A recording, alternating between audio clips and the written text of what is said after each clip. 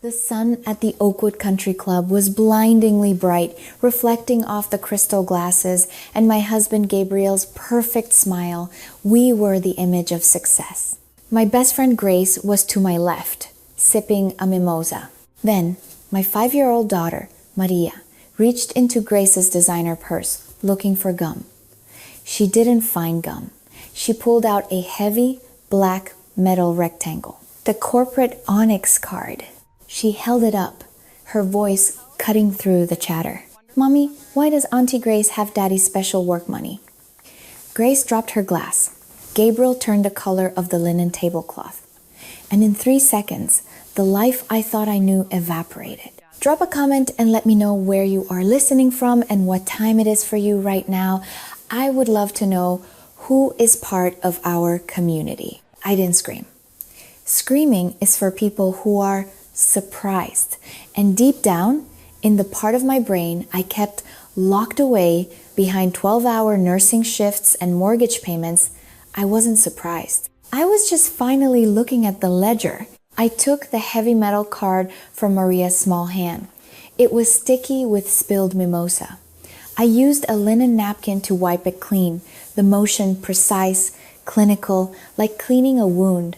Gabriel was still staring at me, his mouth opening and closing like a fish on a dock. Grace was blotting her dress, murmuring excuses that evaporated in the crisp air. I stood up. "We will discuss this at home," I said. My voice didn't shake. It didn't even sound angry. It sounded like a judge reading a verdict. I took Maria's hand and walked away from the table, leaving the shattered glass and the shattered silence behind us. I didn't look back at my husband or my best friend. I didn't care about their humiliation. I only cared about the data. I strapped Maria into her car seat. She looked at me with wide, confused eyes. "Mommy, is Daddy in timeout?" she asked. I looked at her, really looked at her. For years, Gabriel and Grace had spun this intricate web of late-night meetings, business trips, and joint ventures. They had constructed a reality so complex that I felt guilty for even questioning it. But Maria didn't care about the narrative. She just saw the prop. She saw the card where it wasn't supposed to be. It took a 5-year-old's uncorrupted lens to cut through a decade of gaslighting. Truth is simple. It is black and white. It is a metal card in the wrong purse. Lies are what make things complicated. And I was done with complicated. I didn't drive home. Home was where the emotions were, where the photos of our wedding hung on the walls to mock me. I drove straight to Gabriel's office downtown. It was Sunday, so the building was empty. A silent tomb of glass and steel. I had the security codes. I had the passwords. Gabriel had given them to me years ago when he needed me to transfer funds to cover payroll during the lean months. He probably thought I had forgotten them. He was wrong. I sat at his mahogany desk, the leather chair cold against my back. I logged into the corporate finance portal. The screen flickered to life, and there it was. The hemorrhage. Panic is a luxury for people who aren't triage nurses. I didn't have time for it. I just started clicking, opening tabs, tracing the flow of money, like I was tracing a vein. It wasn't just a few unauthorized dinners. It was a lifestyle. $6,000 at the Serenity Spa in a single afternoon. $12,000 for inventory paid to Graceful Designs LLC. $3,000 for consulting fees wired directly to Grace's personal account every 2 weeks. The scroll bar on the right side of the screen was tiny, indicating pages and pages of transactions. I felt a coldness spread through my chest, freezing my heart. I hadn't just been a wife, I had been an investor in a fraudulent enterprise. I realized then that Gabriel wasn't a struggling tech mogul waiting for his big break. He was a parasite, and I had been the host, working double shifts at the hospital to pay the mortgage while he played CEO with stolen money. The numbers on the screen weren't just digits. They were hours of my life. They were Maria's dance lessons I said we couldn't afford. They were the vacations we never took. I printed everything. The printer hummed in the silence, a rhythmic, mechanical sound of evidence piling up. I wasn't a victim anymore. I was an auditor, and the audit was just beginning. I sat at the kitchen island, the cold granite pressing against my forearms. The printer ink on the stack of papers in my bag was still fresh, smelling faintly of chemicals and ruin. The front door slammed. It wasn't a hesitant close. It was a declaration of war. Gabriel walked into the kitchen, his tie loosened, his face flushed with a mixture of scotch and self-righteous fury. He didn't ask where I had been. He didn't ask why I had left. He went on the offensive. "You humiliated us," he said, his voice low and dangerous. "You made a scene in front of the most important investors in the city. Do you have any idea what you have done to my reputation?" I didn't answer. I just watched him. It was fascinating. In a clinical sort of way, he wasn't afraid I had found out. He was angry I had stopped playing along. The back door opened, and Grace slipped in. She wasn't holding a mimosa anymore.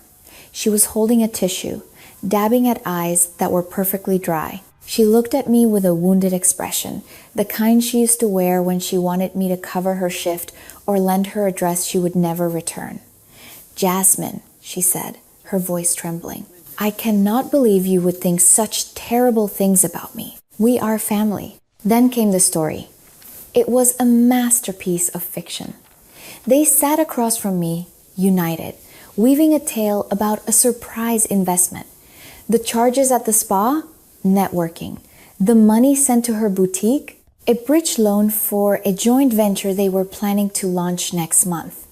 It was all for me, they said. They were building an empire for our family, and I had ruined the surprise because I was too insecure, too paranoid to trust them. I sat there listening to the static of their lies, and I finally understood how I had let it get this far. It is called the boiling frog syndrome. You do not throw a frog into boiling water. It will jump out. You put it in cold water and turn up the heat, degree by degree. It started years ago with Gabriel missing dinner once a week. Then it was the separate bank accounts for tax purposes. Then it was Grace making little jokes about how boring my nursing job was compared to their high-stakes world. I had accepted the temperature rising, degree by degree, normalizing the disrespect, until I was scalding to death and calling it a warm bath. But looking at them now, seeing the panic behind their eyes, the water wasn't just hot, it had evaporated. "You are being crazy," Gabriel said, slamming his hand on the counter. "You are ruining the family vibe over a misunderstanding.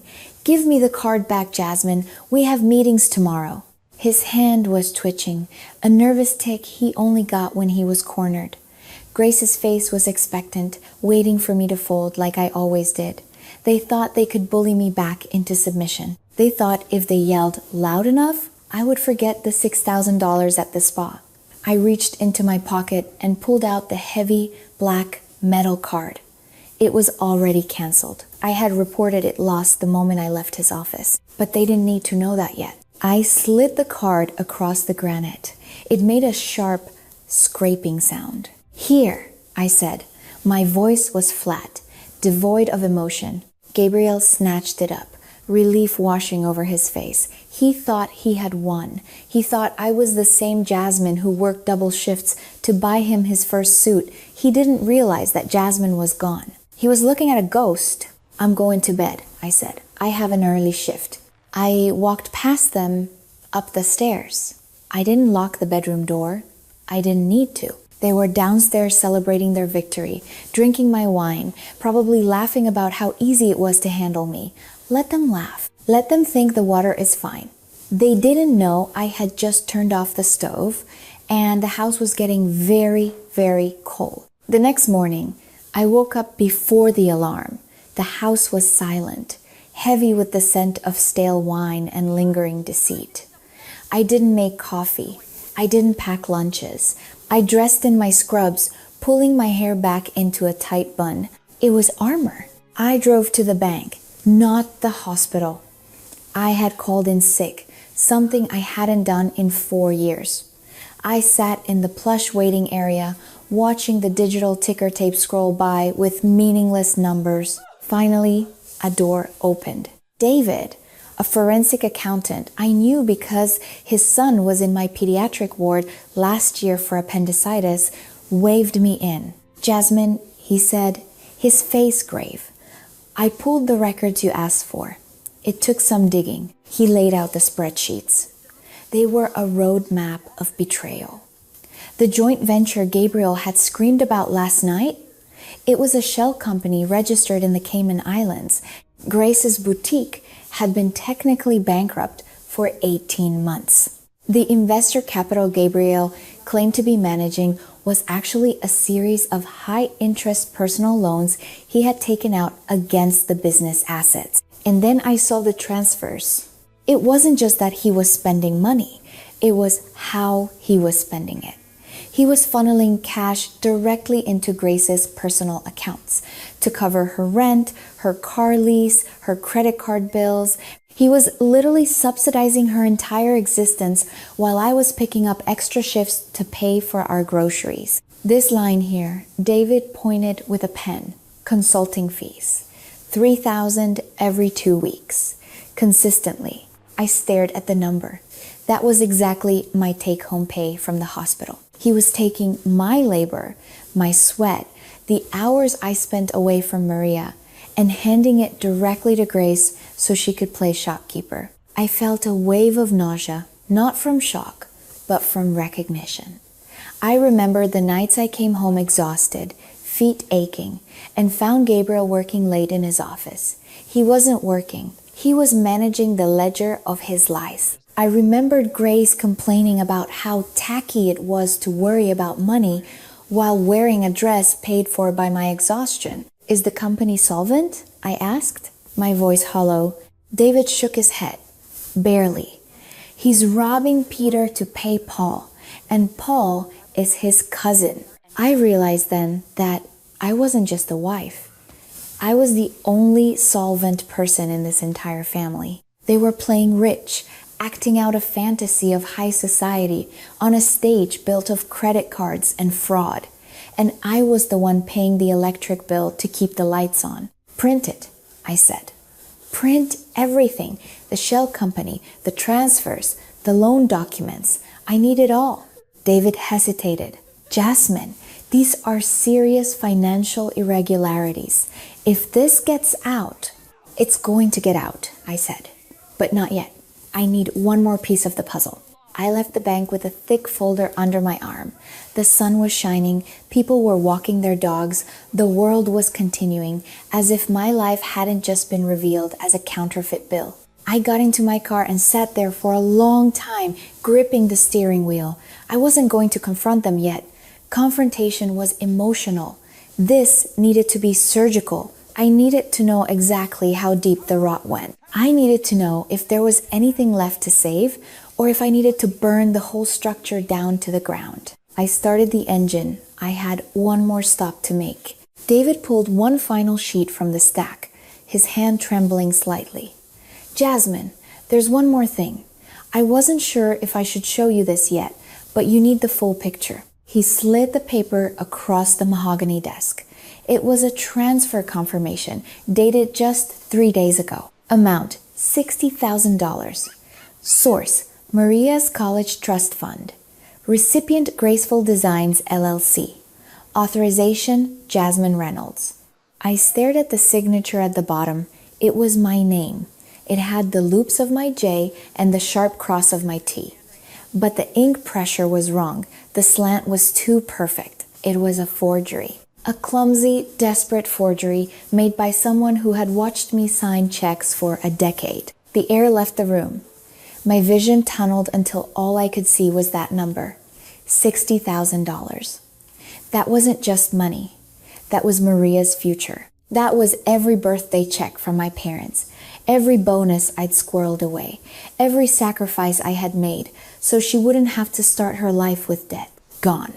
Vaporized to pay for Grace's failing vanity project. "They stole from her," I whispered. The sound was strangled, unrecognizable. They stole from a child. This wasn't embezzlement. This wasn't marital fraud. This was a felony against my daughter. The man who was supposed to protect her, the father who tucked her in at night, had liquidated her safety net to buy another month of pretending to be rich.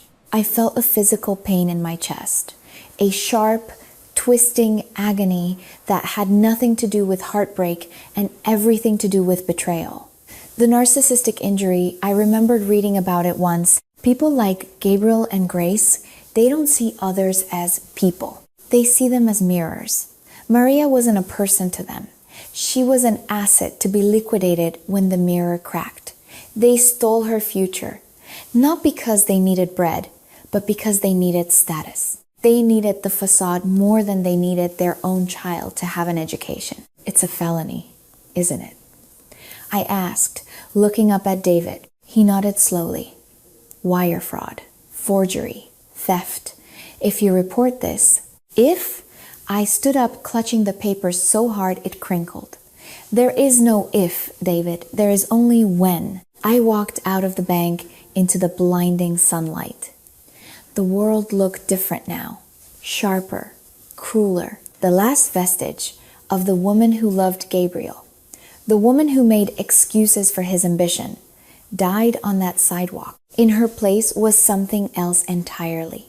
A mother who had just found the wolf in the nursery. I got into my car and drove. Not home, not yet. I had one more stop, one more person who needed to see the ledger. Patricia, Gabriel's mother. The matriarch who had always treated Grace like a second daughter. I needed to know if the rot went all the way to the root. I needed to know if I was fighting a man or an entire bloodline. I pulled up to her manicured colonial house, the engine cutting out into silence. I grabbed the folder. It felt heavy, like a weapon. I walked up the path, my heels clicking on the stone, sounding like the ticking of a clock running out of time. Patricia opened the door, a polite smile plastered on her face. It faltered when she saw my expression. I didn't wait for an invitation. I walked past her into the living room, the folder clutched in my hand. Jasmine? She asked, following me. Is everything all right? Where's Gabriel? Gabriel is busy, I said. Busy pretending to run a company.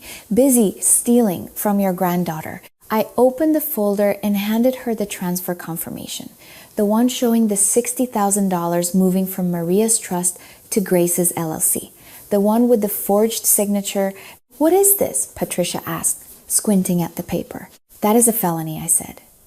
That is Gabriel stealing Maria's college fund to pay for Grace's boutique. He forged my signature, Patricia. He stole $60,000 from a 5-year-old. Patricia sank onto the sofa, the paper trembling in her hand. She stared at it for a long time. Then she looked up at me, and her eyes weren't filled with shock. They were filled with resignation. He told me he was just borrowing it, she whispered. He said it was temporary, a bridge loan. My blood ran cold. You knew? I didn't know he forged your signature, she said quickly, but I knew he was moving money. He came to me last week. He was desperate. He said Grace was in trouble. Grace is always in trouble, I shouted, startling her. Why is he so obsessed with saving Grace? Why does he rob his own child to pay for her mistakes? It's not normal, Patricia. It's not just family loyalty. What is going on? Patricia looked away, her gaze fixing on a framed photo on the mantel. It was an old picture, taken 25 years ago. Gabriel as a teenager and a young girl, Grace, standing next to him, looking at him with adoring eyes. They aren't cousins, Patricia said softly. The room went silent. What? Grace isn't my sister's daughter. My sister couldn't have children. She adopted Grace when she was 12. Gabriel was 15. They bonded very quickly. Too quickly. She took a shaky breath. When they were in their early 20s, before he met you, they were together. not as family. As lovers, the world tilted. The closeness, the late nights, the way they looked at each other when they thought no one was watching. It wasn't just a financial betrayal. It was an emotional, incestuous knot that had never been untied. I thought it was over, Patricia wept. When he met you, he promised me it was over. He said Grace was just family. But they never stopped, did they? They've been playing house with your money all this time. I felt sick, physically sick. I had been the third wheel in my own marriage. I had been the bankroll for their twisted love story. Every time I paid a bill, every time I covered a shift, I was funding their affair. Does anyone else know? I asked, my voice barely a whisper. No, Patricia said, just us. And now you. I took the paper back from her hand. Not just me, not anymore. Jasmine, please, she begged, standing up. Think about the scandal. Think about Maria. I am thinking about Maria, I said, my voice hard as diamond. That's why I'm burning it down. I walked out of the house, leaving Patricia weeping in her living room. The truth was out. The rot went all the way to the core. There was no saving this. There was no fixing it. There was only the end. I got into my car. My phone buzzed. It was a text from Gabriel. Investors are here. Where are you? We need to present a united front. I looked at the message and smiled. A united front. He wanted a performance. He wanted the dutiful wife to stand by his side and nod while he spun more lies. I checked my reflection in the rear view mirror. My scrubs were wrinkled. My hair was messy. I looked exhausted. But I also looked like something else. I looked dangerous. I'm coming, Gabriel, I whispered to the empty car. I'm coming to present the truth. I put the car in gear and drove toward the office. The board meeting was starting in 20 minutes, and I had a presentation of my own to make. I walked into the conference room. It was all glass and chrome, designed to intimidate. Gabriel sat at the head of the table, flanked by 3 men in expensive suits, his angel investors. Grace was perched on a chair in the corner, looking small and nervous. When I entered, the conversation stopped. Jasmine, Gabriel said, standing up, his smile tight. Honey, you're in your scrubs. Is everything okay? We're in the middle of a strategy session. I know, I said. I'm here to update the strategy. I walked to the table and placed the folder in the center.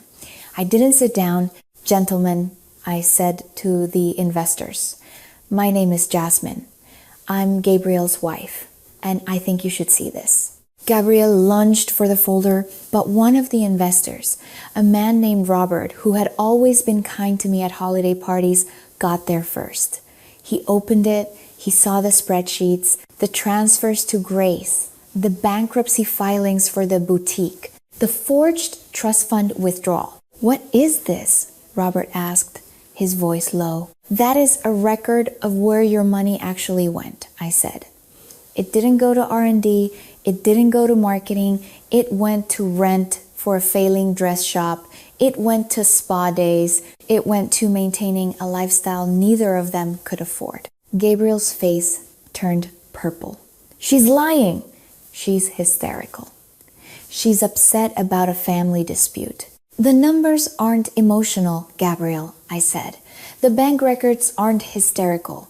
You forged my signature to steal from your own daughter because you ran out of other people's money to burn. Grace started to cry. A high, keening sound. We were going to pay it back. It was just a loan. Robert looked from the papers to Gabriel. You told us the capital was secure. You told us you had a runway of 18 months. He has a runway of 0, I said. He's insolvent. The room erupted. The investors were shouting. Gabriel was shouting back, desperate, cornered. Grace was sobbing. I watched them for a moment. The chaos I had unleashed. It wasn't my chaos anymore. It was theirs. Gabriel turned to me, his eyes wide with panic. Jasmine, please tell them it's a mistake. We can fix this. Think of the family. I looked at him. and I felt absolutely nothing. The man I had loved was gone, replaced by this sweating, lying stranger. I am thinking of my family, I said. Maria and me. I turned and walked out of the room. Behind me, I heard Robert say, "Call the DA." I walked through the office, past the confused receptionist, out into the cool evening air. My phone buzzed in my pocket. It was Patricia. "I'm so sorry," the text read. "I'm so sorry." I didn't reply. I got into my car and drove. I picked up Maria from my friend's house. She was happy, oblivious, holding a drawing she had made of a cat. "Ready to go home, Mommy?" she asked. "Not yet, baby," I said. "Let's go see the ocean first." We drove to the old pier. It was windy, the salt spray stinging my cheeks. We bought hot chocolate from a stand and sat on a bench, watching the waves crash against the pilings. It was cold and dark and real. "Where's Daddy?" Maria asked, blowing on her steam. "Daddy made some very bad choices," I said. "He's going to be in timeout for a long, long time. We won't see him for a while." "Is he in trouble?" "Yes, baby. Big trouble." "Are we in trouble?" I looked at her. Her face was open, trusting. She didn't know about the money. She didn't know about the lies. She just knew that I was there. "No," I said, pulling her close. "We're not in trouble. We're safe." I pulled out my phone. I opened the family group chat, the one where Grace sent photos of her success, where Gabriel bragged about his deals. Delete group. Block number Gabrielle. Block number Grace. I put the phone away. I took a deep breath of the cold, clean air. I didn't know where we would live next week. I didn't know how I would rebuild the trust fund. But I knew one thing. I was free. If you believe that the truth always comes out in the end, hit that share button. And don't forget to follow for more stories about reclaiming your life.